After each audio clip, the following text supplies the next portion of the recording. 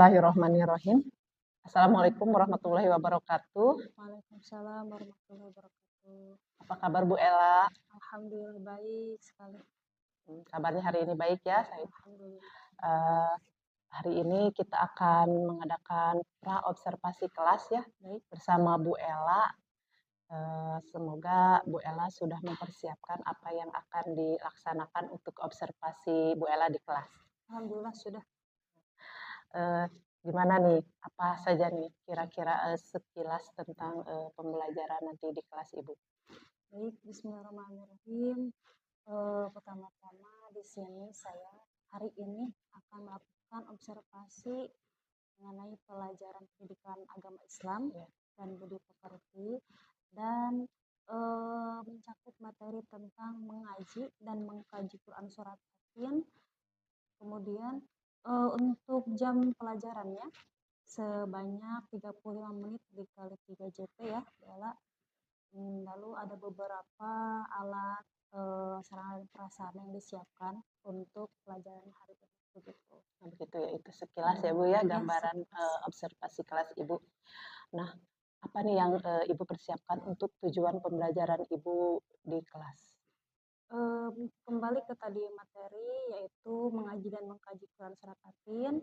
Tujuan pembelajarannya itu saya ingin peserta didik mampu membaca Quran surat Yasin, lalu peserta didik mampu menghafal Quran surat Yasin, kemudian peserta didik juga mampu diharapkan memahami pesan-pesan pokok isi kandungan dari surat Yasin itu. Baik Ibu. Jadi akan tujuan pembelajaran itu membaca, menghafal dan memahami ya Bu ya. Quran surat Yasin. Nah, untuk area pengembangan nih di kelas Ibu, apa nih yang akan Ibu laksanakan di area pengembangan pembelajaran Ibu di kelas?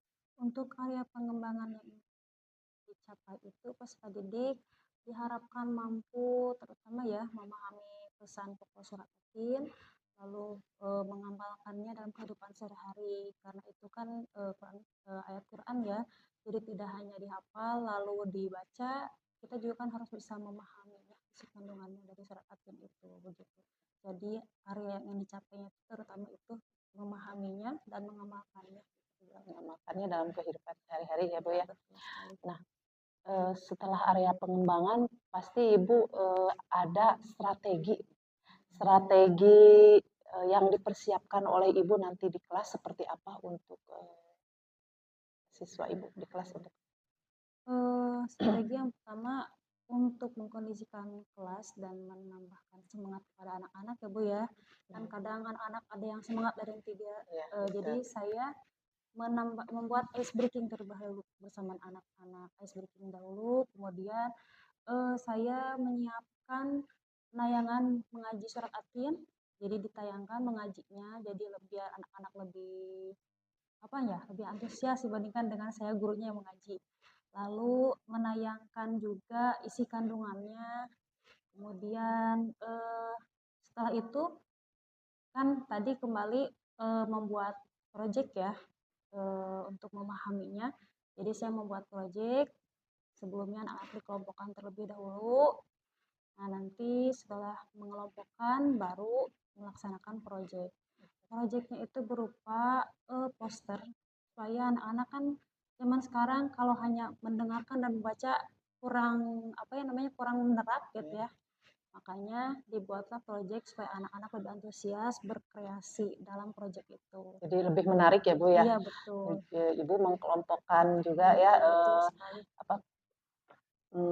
mengkelompokkan perdik juga ya di kelas untuk pembuatan projectnya. Selain itu Ibu juga membuat poster gitu, ada mind mappingnya juga ya Bu ya. Ya itu.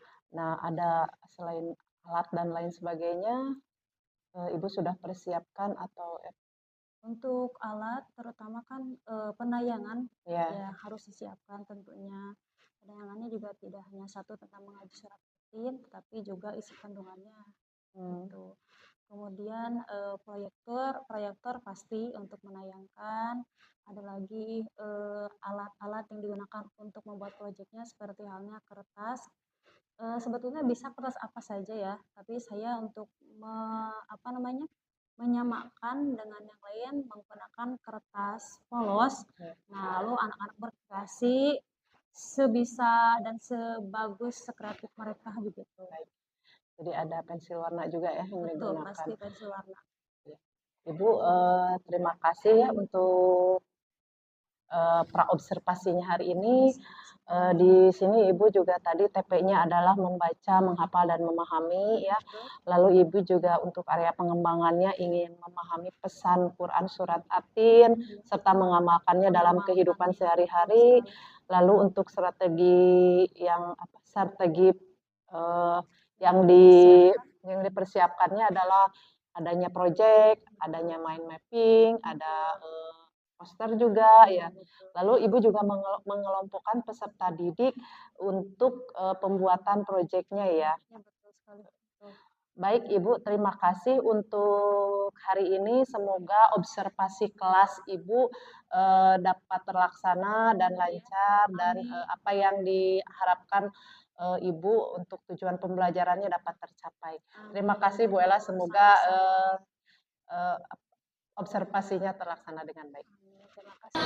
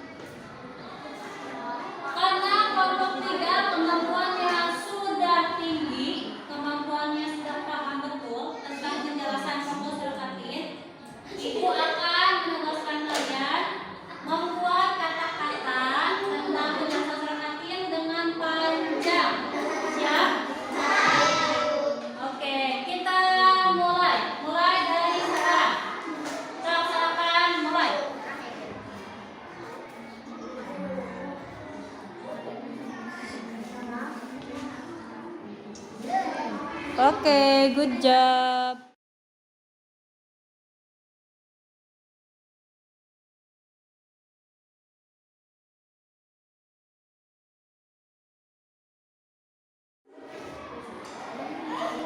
Mantap, kelompok 3, good job.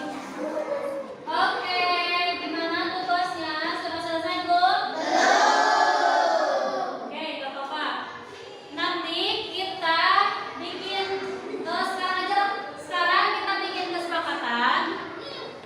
Tugasnya harus selesai sampai Kamis depan, siap? Nanti kalian mengerjakannya mau di rumah siapa boleh, yang laki-laki di rumah siapa boleh, perempuan mau di rumah siapa boleh.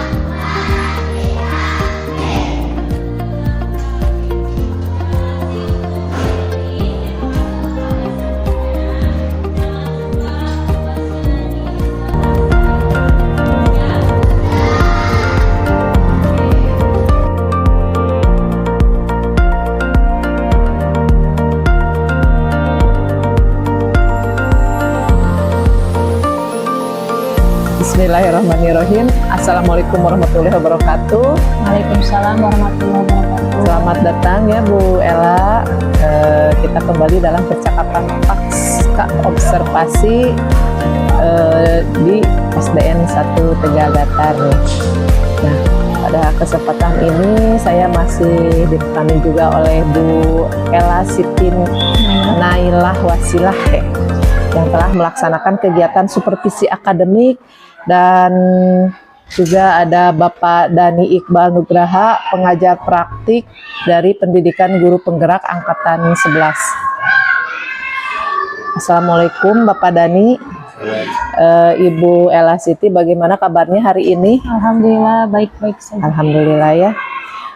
Baik, dalam percakapan pasca observasi ini saya ingin mengajukan beberapa pertanyaan kepada Ibu Ella terkait dengan jalannya kegiatan observasi yang telah dilakukan, dengan tujuan yaitu untuk mengevaluasi proses pembelajaran yang sudah Ibu laksanakan. Nah, pertanyaan pertama, bagaimana perasaan Ibu setelah melaksanakan kegiatan observasi kelasnya? Alhamdulillah, meskipun ini adalah pengalaman pertama saya diobservasi oleh rekan sejawat, saya merasa tidak bisa dipungkiri sedikit tegang. Namun semuanya alhamdulillah berjalan dengan baik-baik saja, berjalan lancar.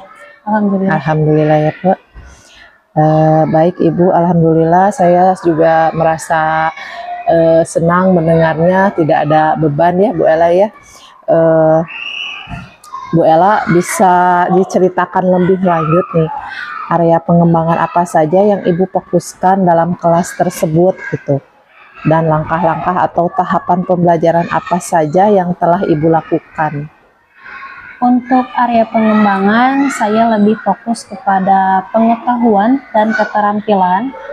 Dalam hal pengetahuan, saya ingin siswa dapat memahami pesan-pesan pokok surat Atin yang terkandung dalam surat Atin, karena kan saya observasi kemarin menggunakan bab surat Atin. Jadi untuk pengetahuannya saya ingin anak-anak lebih memahami pesan-pesannya gitu. Dan untuk keterampilan, saya berharap siswa dapat mengimplementasikan pesan-pesan pokok surat Atin tersebut dalam kehidupan sehari-hari, begitu Bu Ella. Baik, jadi area pengembangannya ada pada pengetahuan dan keterampilan ya Bu ya? Ya, betul. Menurut Ibu nih, sejauh mana area pengembangan tersebut itu berhasil dilaksanakan di kelas? Apakah ada hal-hal yang perlu diperbaiki? Untuk area pengembangan yang kemarin alhamdulillah berjalan dengan lancar Bu Ella, dan alhamdulillah berjalan dengan baik. Namun tidak bisa dipungkiri, untuk tentu saja ada beberapa hal kekurangan yang perlu diperbaiki ke depannya Bu Ella, begitu. Karena kan tidak semuanya sempurna. Baik. Jadi menurut Ibu ada hal yang perlu diperbaiki ya? Betul. Baik. Meskipun sudah berjalan Atau tidak terlibat sepenuhnya dalam pembelajaran yang berbentuk kelompok misalnya gitu ya. Mungkin ini juga menjadi masalah yang sering dihadapi oleh guru-guru lainnya, di mana beberapa siswa cenderung lebih pasif dan mengandalkan teman sekelompoknya gitu ketika pembelajaran itu dikelompokkan begitu. ya, baik. Jadi cenderung lebih mengandalkan Ya, dari saling teman mengandalkan meskipun berjalan kelompok baik-baik. gitu ya. Ya memang, tapi hal itu memang sering terjadi ya Bu Ella. Iya betul. Bagaimana itu permasalahan yang ada di kelas kita masing-masing ya. Nah, menurut Ibu juga apa yang menjadi penyebabnya nih ketika mereka cenderung lebih pasif atau mengandalkan teman sekelompoknya?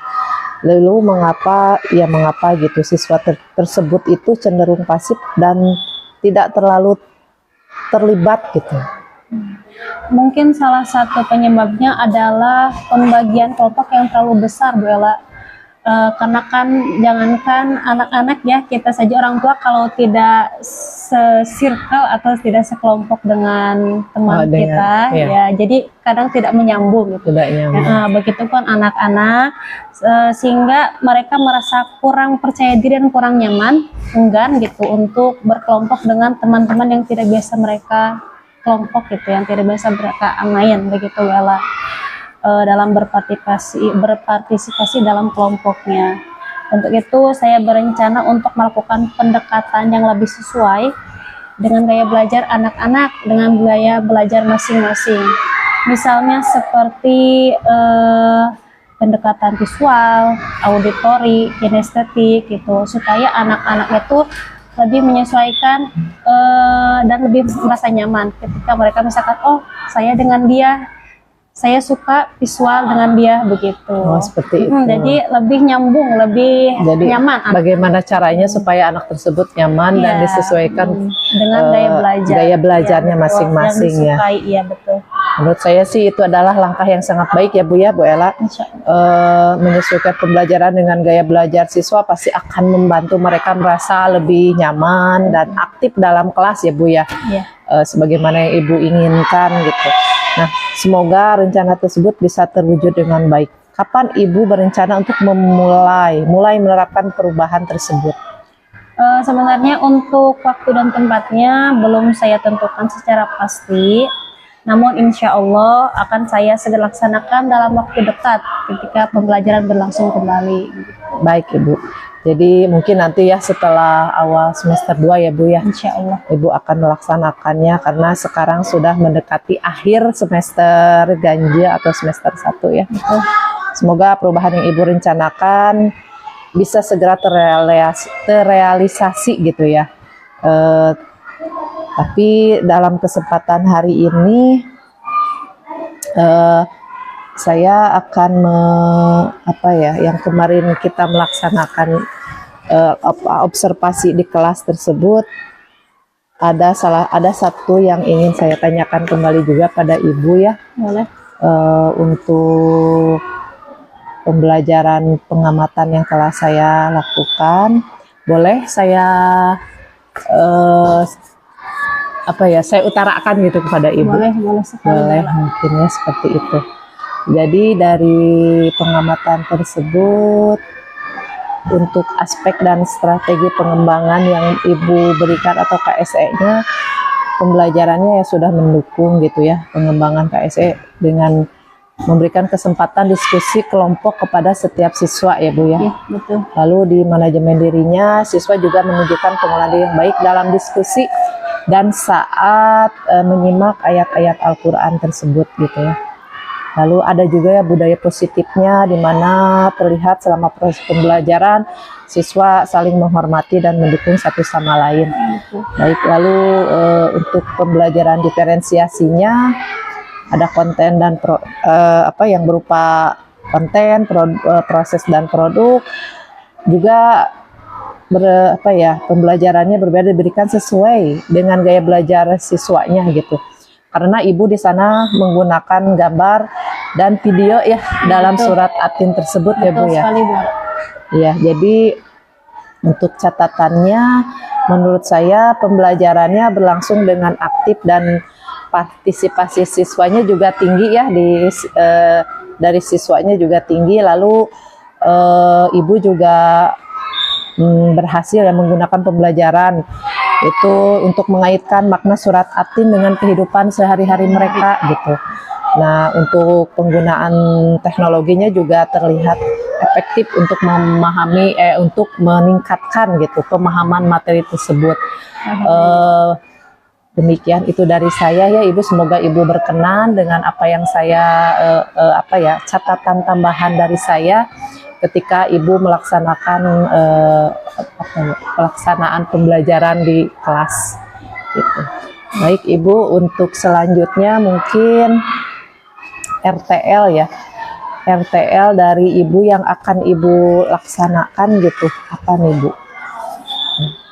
Untuk RTL-nya, nah, penerapan budaya positif ada apa ya, aktivitas pengembangan yang akan Ibu lakukan gitu, yang Ibu laksanakan apa saja nih?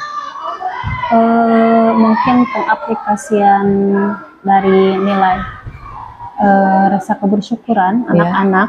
Betul. Jadi lebih ke rasa bersyukur dan pentingnya kesehatan dalam sehari-hari. Karena kan atin itu sendiri kandungannya mensyukuri bahwa Allah menciptakan kita dengan sangat sempurna. Jadi salah satunya itu bersyukur atas kesempurnaan diri dan juga kesehatan yang dimiliki sehari-hari gitu, yang dirasakan. Ya. Lalu untuk penguatan penggunaan media dalam pembelajarannya bagaimana, Bu? Untuk penggunaan media pembelajaran berbagai jenis media ya, Bu Ella, yaitu gambar, video, ada juga aplikasi gitu. Untuk video anak-anak karena lebih senang zaman sekarang, lebih senang menonton. Jadi ketika saya memutarkan video surat Atin yang edukasi anak-anak, jadi lebih antusias anak-anak itu. Jadi tidak cenderung membosankan begitu, Bu Ella. Baik. Begitu. Nah, untuk untuk penerapan PSE-nya nih bagaimana, Bu? Apa yang akan Ibu rencanakan untuk pengembangan tersebut? Untuk penerapan PSE itu menguatkan kompetensi sosial emosional murid, Bu Ella. Diintegrasikan ke dalam pembelajaran pada tahap pembukaan, inti dan penutup dalam pembelajaran begitu. Untuk PSE. Baik, Ibu.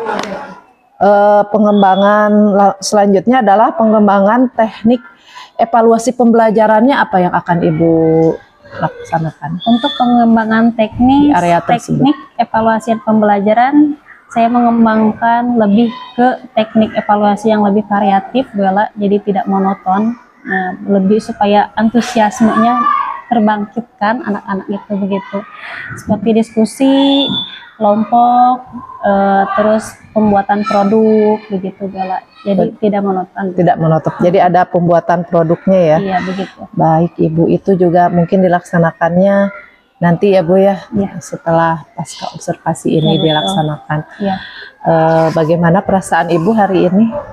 Hari ini perasaannya senang, namun deg-degan. Namun deg-degan. Baik, Ibu. Gitu. Senang tapi deg-degan ya, Bu ya. Deg-degan. Ya, mungkin dari sini ya merupakan awal yang baru buat Ibu ya. Nanti di semester kedua Ibu ya. Dan terima kasih juga atas waktunya. Tapi sebelumnya saya akan memberikan kesempatan juga kepada Pak Dhani, apakah ada umpan balik atau tanggapan dari percakapan pasca observasi hari ini? Oh iya, ini pegang aja. Oke, terima kasih Bu Ella. Assalamualaikum warahmatullahi wabarakatuh.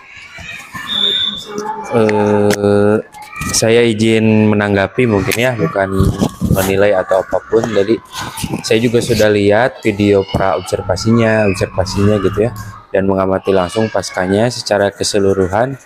Proses supervisi akademik sudah dijalani dengan baik gitu ya, dari mulai dari mulai observasi, dari mulai paskanya juga sudah baik. Prinsip-prinsip coaching juga dipraktekkan oleh Bu Ella, di mana Bu Ella menggali proses kreatif dari coachingnya gitu, atau rekan sejawat. Jadi solusi-solusi ataupun idenya itu datang langsung dari coach, bukan dari Bu Ella secara langsung gitu. Jadi secara tidak langsung itu sudah menerapkan prinsip-prinsip coaching. Kemitraan juga sudah terjadi gitu ya, di mana Bu Ella menempatkan diri dengan coach itu sejajar gitu ya, sebagai mitra. Mungkin yang bukan menjadi catatan ya ke depannya, mungkin karena coaching ini perlu latihan lebih banyak gitu ya. Jadi mungkin bisa dilatih dengan rekan sejawat yang lain, karena coaching ini nggak bisa satu kali latihan langsung bisa langsung bagus gitu, karena terus aja latihan dengan, jadi bukan jangan secara formal, Bu kita ini ngobrol biasa aja, tapi terapkan prinsip-prinsip coaching dengan teman. Mungkin itu saja tanggapan dari saya, Bu. Terlihat lebih alami. Ya, betul. Assalamualaikum warahmatullahi wabarakatuh. Waalaikumsalam warahmatullahi wabarakatuh. Terima kasih Bapak atas umpan baliknya dan tanggapan dari Bapak Dhani. Semoga itu bisa memberikan masukan yang berharga bagi saya ya Bu, bagi saya dan Bu Ella juga ya. Iya betul. Demikianlah rangkaian supervisi akademiknya yang dimulai dengan percakapan pra-observasi, observasi kelas, dan diakhiri dengan percakapan pasca observasi. Terima kasih juga kepada Ibu Ella dan kepada Bapak Dhani atas partisipasinya hari ini. Wassalamualaikum warahmatullahi wabarakatuh. Waalaikumsalam. Jazakallahu khairan khasiran. Terima kasih Bu Ella. Terima kasih Pak Dhani.